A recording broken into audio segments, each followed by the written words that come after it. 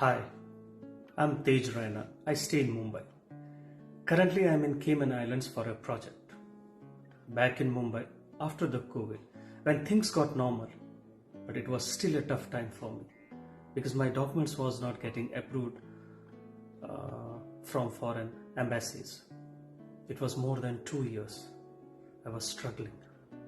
Really, it was a tough time for me. Meanwhile, I came in contact with Jhhilmil. She asked me some details which I provided her. The first thing she advised me to change the spellings in my name, which I did. She also advised few things to adopt in day-to-day life, which I am following.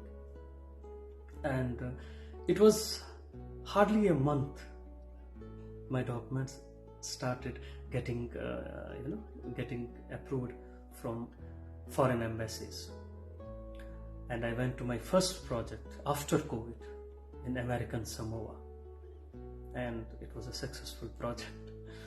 Now I am in Cayman Islands. I will be here for 3-4 months and then to another US state. Jhhilmil, thank you so much. Thank you so much for everything.